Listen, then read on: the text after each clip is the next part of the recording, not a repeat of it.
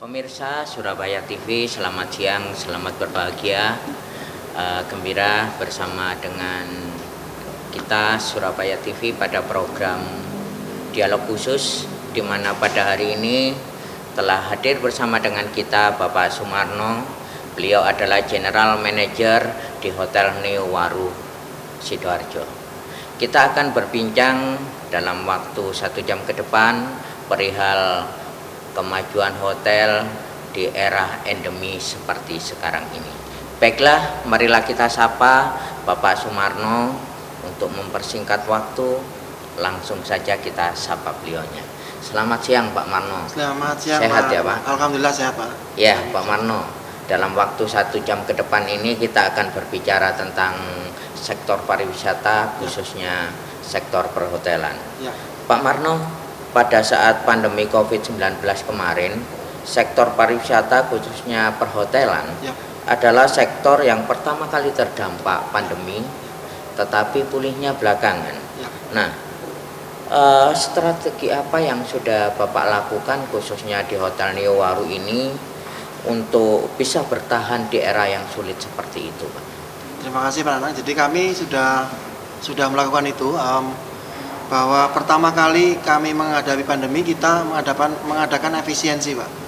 Efisiensi yang dalam hal ini adalah tertinggi adalah karyawan, aset karyawan yang merupakan aset yang memerlukan biaya yang paling tinggi. Kemudian yang kedua adalah energi listrik Pak. Jadi kita dua hal itu yang kita pangkas karena memang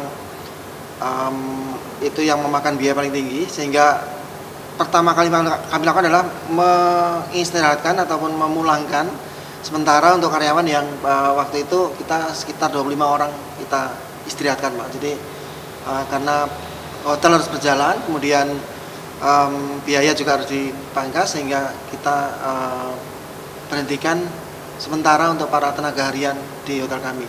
Selanjutnya untuk penggunaan listrik, kita pakai sistem yang sangat efisien. Jadi ketika tidak ada tamu, contohnya restoran kita matikan, di tempat-tempat tertentu kita matikan, kemudian tangga darurat kita saving, kita kurangi, begitu Pak.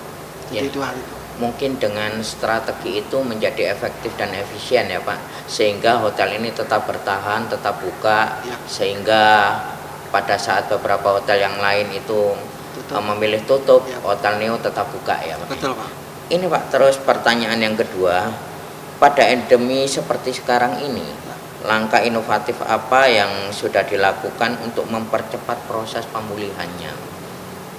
Terima kasih Pak Nana. Jadi tidak bisa kita pungkiri bahwa media adalah partner kita. Jadi kita genjot ke media, kemudian seluruh media terutama digital, baik TV maupun internet maupun sosial media, yang kita gencarkan bahwa kita ini sudah sehat, kita sudah berakhir pandeminya, sehingga seluruh masyarakat bisa menerima informasi itu, dan akhirnya mereka menyadari bahwa waktunya kita menggunakan fasilitas hotel lagi gitu. Salah satunya itu. Kemudian kita berikan brainstorming juga kepada para customer, kepada tamu, bahwa tamu akan bercerita ke banyak orang ketika beliau menginap di hotel kami.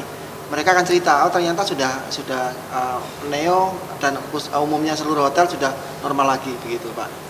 Ya, kemudian apakah Ramadan dan Lebaran Idul Fitri yang akan datang ini juga termasuk momentum yang potensial untuk melangkah di saat endemi seperti ini? Terima kasih Pak Nanang. Tepat sekali bahwa karena kebijakan pemerintah yang memberikan cuti bersama cukup panjang, itu akan sangat menjadi potensi buat kami Pak. Sangat.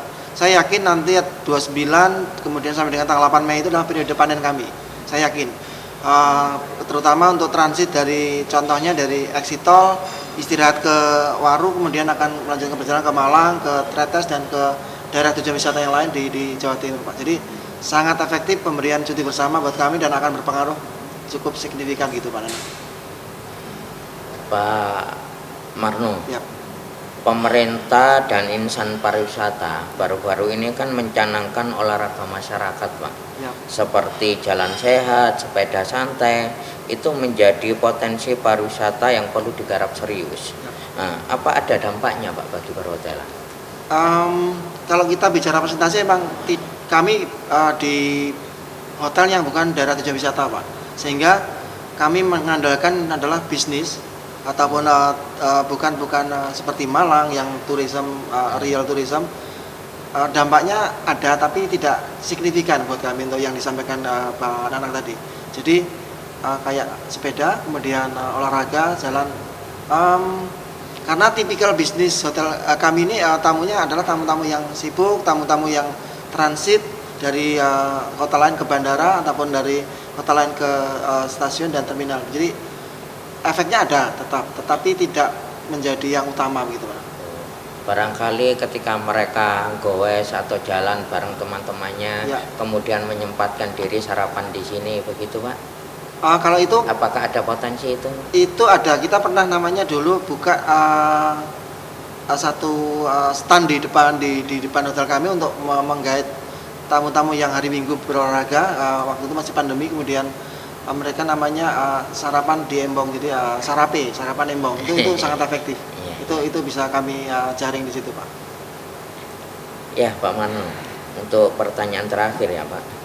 Wisata alam, wisata kuliner, wisata belanja, wisata pendidikan, terus ada lagi yang terbaru wisata pengobatan. Ini kan terus-menerus dikembangkan oleh pemerintah. Ya. Nah, sampai sejauh mana dukungan hotel selaku komponen pariwisata terhadap kampanye tersebut? Tentunya kami mendukung 100% Pak Nanang. Jadi dengan cara memberikan paket-paket khusus kepada instansi dinas terkait ketika mereka membutuhkan akomodasi, kita berikan support. Ya pastinya harga khusus. Ketika ada program apapun dari pemerintah, kita berikan harga khusus sehingga menjadi package dan programnya berjalan dengan baik. Jadi tetap support 100%. Ya, pemirsa Surabaya TV, tampaknya dialog ini menjadi satu dialog yang menarik untuk kita semua, tetapi pada akhirnya waktu juga yang harus memisahkan kita, sehingga kita harus berpisah dan kita bisa akan ketemu lagi di segmen-segmen yang lain. Karena itu tetaplah bersama dengan kami Surabaya TV di channel 44 UHF. Terima kasih Pak Marno. Sama-sama, Pak Semoga kita semua selalu sukses, bahagia selalu. Amin. Terima kasih.